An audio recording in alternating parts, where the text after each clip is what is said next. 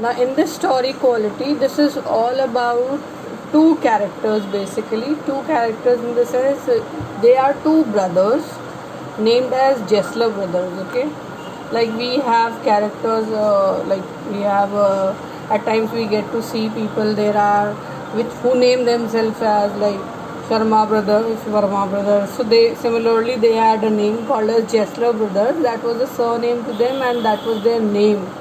Okay, that is the surname. So they used to always call themselves as Jessler brothers. Just see in page 24 of your textbooks.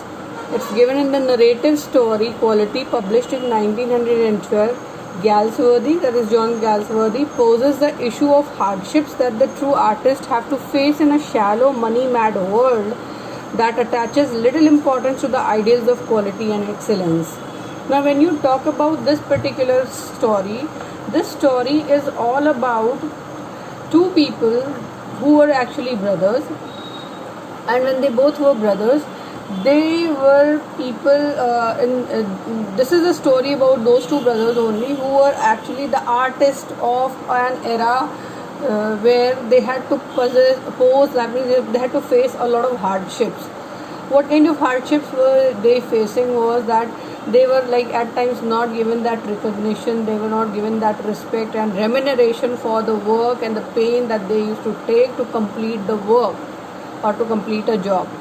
So the same thing has been discussed over here also in the story, that this story is also reflecting you or showing you the hardships that are faced by the artists during that time, and plus it also tells that they actually live a very shallow kind of life. Money mad world, one word is used as a money mad world. Money mad world means here if you just read the word money mad world means a world which is only and only mad for money and nothing else. Money mad world means that there, if you talk about the quality of products, the quality of products was not maintained at all, but they were only and only focused on the fact that how are they able to earn and gain maximum amount of money. That is why it has been named as money mad world, that attaches little importance to the ideals of quality and excellence, and they were least bothered that whether the quality of a product is maintained or not, whether the excellency of that product is maintained or not. They were only and only concerned that they must earn maximum profits. Okay, so that was the condition present over there. But if you take the case of these brothers named as Jessler brothers, they were not bothered about all these kind of things. They were not bothered about all these kind of things in the sense they never ever thought that money is only what they should earn in their life. They always did their job to their best levels. That means everything that they did was absolutely out of perfection. If you take the case of themselves, they were also shoemakers. They were shoemakers making shoes for the people, but they used to make customized shoes. Customized shoes means they were always used to make shoes as per the requirements of the customers. Like if there were customers and when they came and gave an order for a particular kind of shoe to be made, then only they used to make for them. Along with that, they also had one more thing to be told about them is that the raw material which they used to use, that was also made and tested by them only. That means if you talk about the leather, which is the foremost important raw material for making shoes and everything, the leather was also made by them only. That means they never ever used to buy a leather from any other place. They had no trust on the leather made by other places. They always made and manufactured their own leather, and then they used to make a shoe for a customer.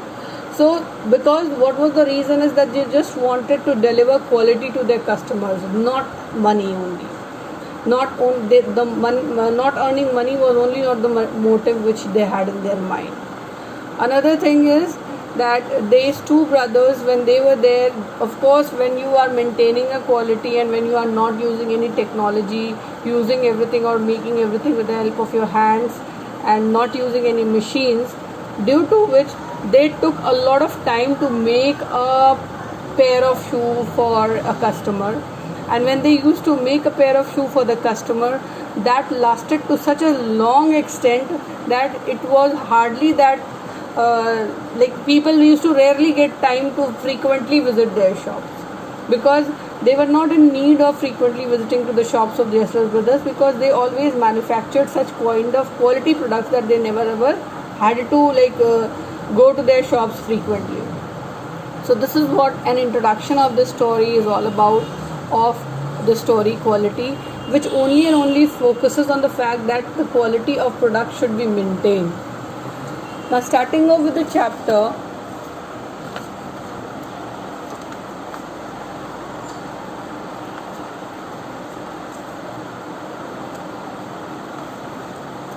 now quality written by John Galsworthy. It's mentioned also over here. I knew him from the days of my extreme youth. Now who is I over here? I is the narrator. So he is talking about himself, trying to tell that I knew him from the days of my extreme youth. When I was a young person, he was knowing this, or the narrator was knowing about him very well, because he made my father's boots. Now he used to make the boots of his own father. Now it is, he was knowing this just because he knew the father of John Galsworthy. From that time onwards, John Galsworthy himself was knowing these two brothers. Inhabiting with his elder brother, two little shops led into one in a small by street. Now they were actually living in with his. They were there with his. They both lived with his. They both lived together. Inhabiting with his elder brother. That means he used to live with his elder brother. Two little shops led into one. They were two small shops, and those two shops were made into one small shop. That means two shops were combined together, and then one shop was made out of it in a small by street. Now no more, but then most fashionably placed in the West End. Now it was available there. It is now no more present right now, but earlier it was present in a very beautiful manner in the West End of the street. That tenement had a certain quiet distinction. There was no sign upon its face. Now what can you say about the tenement here is that tenement basically refers to a large building which is divided into different flats, okay, and usually it is like especially like when you talk about poor areas, poor people living in colonies and all, so they are talking about that only. That tenement had a certain quiet distinction. The tenement here refers to the place where they had their shop. There was no sign upon its face that he made for any of the royal family. Now basically this tenement, they are talking about the place in which their shop was located, and in that shop there was no sign upon its face that he made for any of the royal family. That means they haven't got it displayed anywhere in their board or anywhere in their shop that they are actually manufacturers of shoes for royal family also, though they were making things and shoes for royal families too. Like they never used to advertise themselves. If you go to shops, if they have if they have in connection, or if they have come in contact with any of reputed people of the society, like social people, maybe celebrities or maybe politicians or maybe leaders, whatever it is, they will always get a photo stat or you can say a photo printed of that, and then they'll display usually in their shops. Why do they do so? Is just because they want to just promote their products. So similarly, it has been told over here that they did not have any sign in their shop which actually reflected that they made things for royal people. Merely his own name, just German name of Jesler Brothers. There was nothing written over there on the tenement. The only thing that was mentioned was the German name named as Jesler Brothers. And in the windows of a few pairs of boots. And in the window, if you talk about the window showcases, you can say window here refers to the showcases, which was meant for the public. So in the window there was only a few pair of boots available. I remember that it always troubled me to account for those unwearing boots in the window. Now he always remembered that it always troubled me to account for those unwearing boots. Usually all the boots were of, like you can say, unwearing. Unwearing means Vary means different, unvarying means which were not different, like never changing, you can say. So if you talk about those shoes which were displayed on the window shelves, they were usually all of them were of the same kind. They were not different. So in terms of quality, or in terms of the leather that was used for them, for making them. So it is written here. I remember that it always troubled me to account for those unvarying boots in the window, for he made only what was ordered, because he only had made what was ordered to them and nothing else. That means they never used to make anything or any design of their own. They always used to make designs and requirements or things of their own, for according to their customers' needs. Further, it is written also, reaching nothing down, and it seemed so inconceivable that what he made could ever have failed to fit. Now, it was not even inconceivable. That means it was not even impossible to imagine this also, that whatever he would have made would have become an unfit for the customer. That means whatever shoe or whatever boots Jesler Brothers used to make, they were always a perfect fit in the feet of the customers. They were absolutely so very perfectly made. Plus, they never ever used to you can say disturb the person, or they never used to create any kind of problems while wearing the shoe.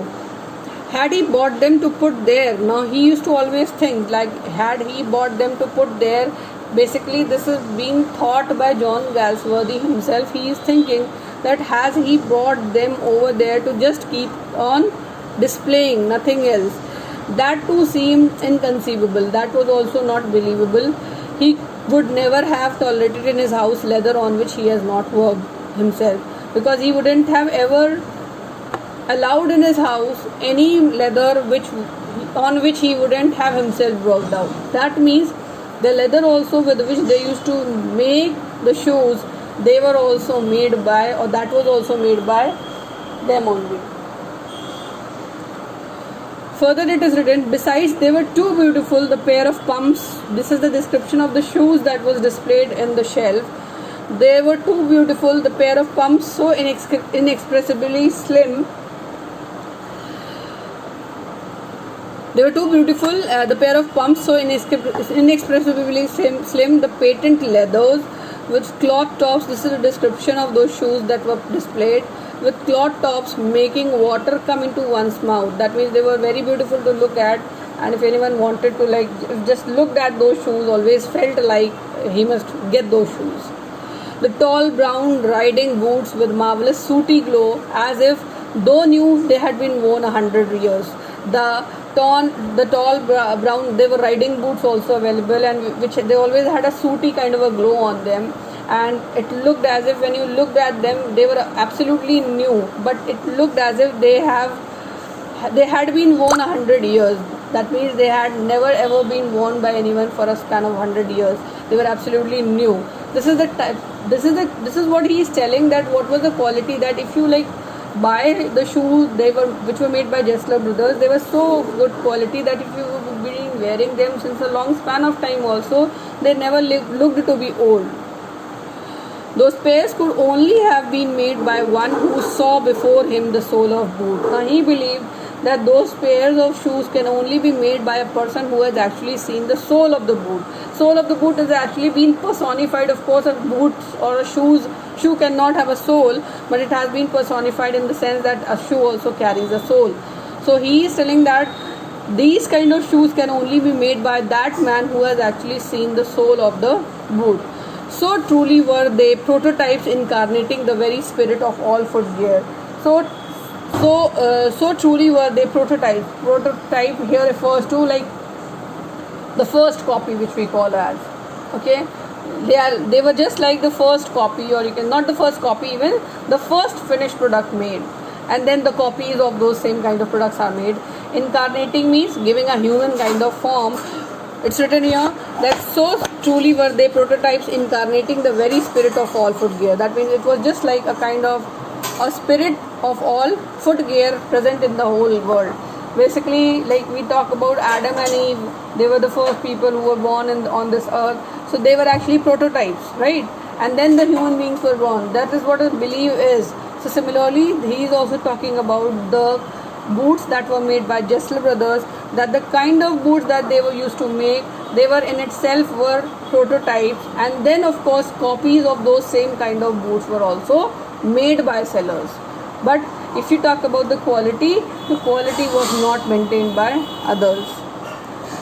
These thoughts of course came to me later, though even when I was promoted to him at the age of perhaps 14. Now these thoughts never ever came to him when he was like a small child, but when he became a child of around 14, and moreover he was promoted first to Jesler brothers. Promoted means when he had first visited to Jesler brothers shop for the first time. It is written that when I was promoted to him at the age of perhaps 14, some inkling haunted me. Inkling means some kind of intuition that something is going to happen. Okay, so some kind of intuition always haunted him, always frightened him of the dignity of himself and the brother. That means there was always kind of an intuition which was always frightening him about the dignity of himself and the brother. For to make boots, such boots as he made, seemed to me then and still seems to me mysterious and wonderful, because the author believes that making such kind of boots as were made by Jesler brothers was always mysterious, wonderful and unbelievable for the author. Okay.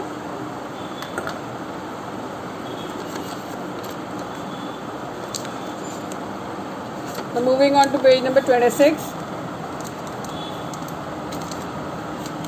It is mentioned over here, I remember well my shy remark one day while stretching out to him my youthful foot. Now maybe like he must have gone to these Jesler brothers to get a pair of shoes made for himself. So he was just trying to stretch his feet in front of one of the Jesler brothers, to get a pair of shoe made for himself. So therefore it is written here that I remember well my shy remark one day while stretching out to him my youthful foot, isn't it awfully hard to do, Mr. Jesler? Now he must have questioned this Mr. Jesler, that don't you think it's quite very hard to make these kind of things, and plus live a kind of a life where you are actually not earning money and then trying to make best and the quality kind of products, due to which you lose at times your customers also. They never ever have to come to you in their life after you make a shoe for them. And then it's written here, and his answer given with a sudden smile from out of the sardonic redness of his beard, it's an art. That was the way he was speaking. Now sardonic here refers to, like, he was in a way mocking that whatever you are actually speaking is of no use, because it was not acceptable by Jesler brothers. So he actually meant to say that it is actually an art, you won't understand these things.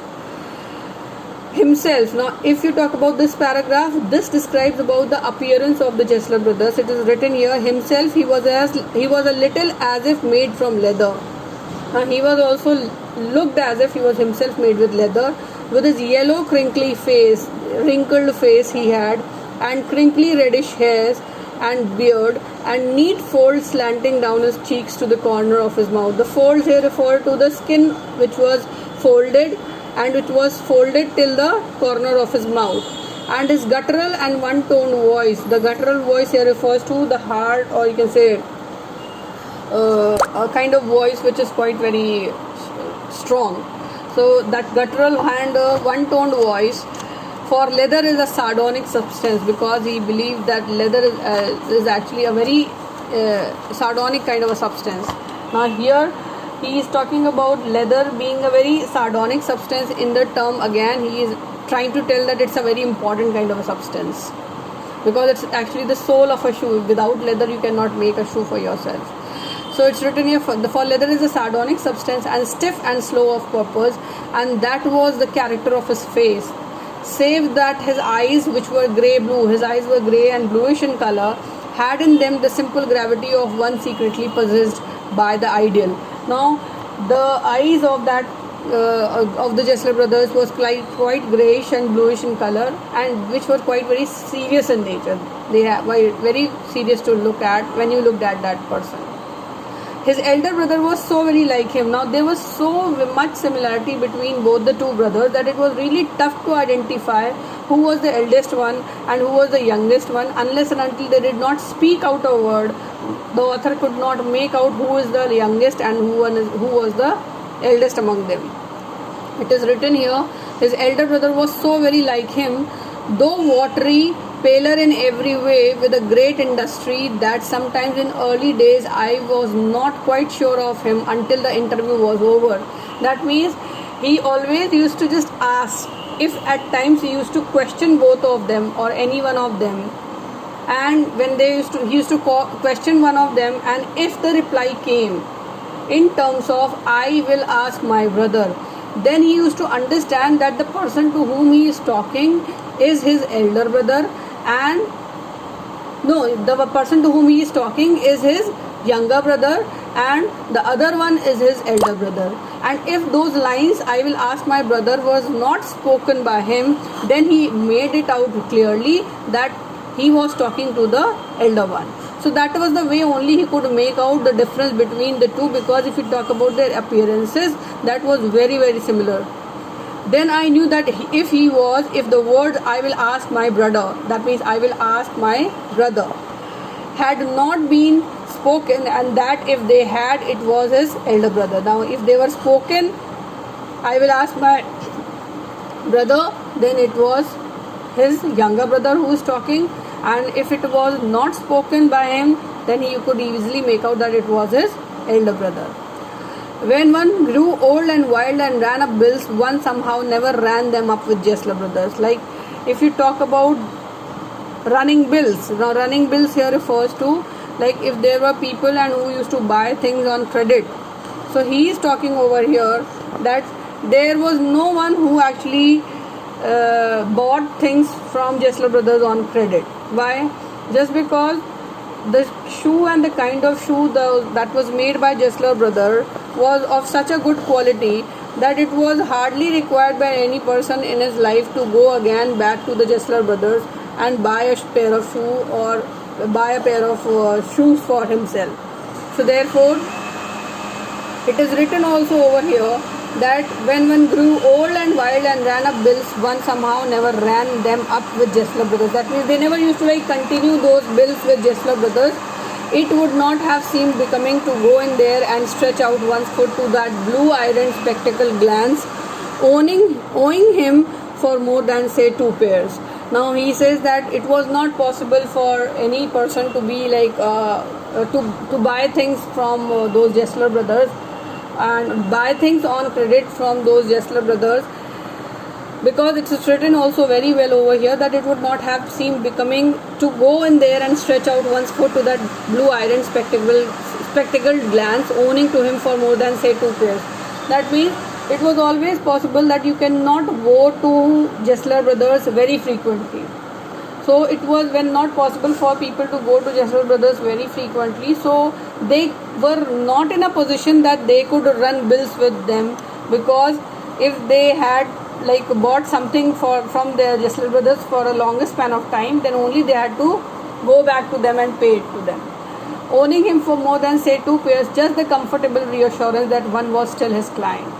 Now this was also an assurance that one was his client. That means always Jesler brothers never, like if you talk about them, they never ever used to ask for money, because they believe that the customers will definitely pay them the money back to them on time.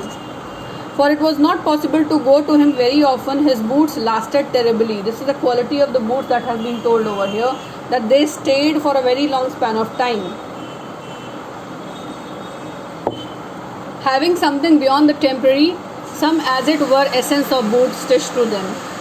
Now they were absolutely just away from temporary kind of or normal kind of shoes, and they were actually those kind of shoes and boots that were made by them, just like as if the essence of boot has been, or the sole of boot has been stitched to there or made with the use of the sole of the boots. The shoes are made for the customers. One went in not as into most shops in the mood of please serve me and let me go. Now, whenever one used to go into their shop, it was not the character that they used to go to their shops in this manner that please serve me and let me go. That means it was not like please come and sit and then have coffee or something of that sort. They were absolutely very, very kind of fellows that who never bothered about what the customer is, what kind of customer is coming. They just only bothered about what the customer wanted from them. But restfully as one enters a church. Now this is the description that has been told when the customer used to enter their shop. That but restfully as one enters a church. Now it was just like when that in that same sober and well behaved manner, people used to enter into their shop as if they are entering a church, and sitting on the side single wooden chair. There was a single wooden chair only waited for. There was never anybody there because only one. It was not possible that every moment there were customers standing in a queue. So therefore only one single chair was there for the customers to come in and sit. So there was only one single chair which was waiting over there for the customers, for there was nobody anyone for there was never anybody there because always it was not possible that the customers were standing outside. Soon over the top edge of that sort of well rather dark and smelling soothingly of leather. Now this is the appearance and the aura of that shop, that was always smelling like leather only, which formed the shop, with the help of which the shop was made. There would be seen his face. Now there you can see his face of his elder brother. Now it's written here, his face means of the younger one or that of his elder brother. That means any of the two face can be seen from over there.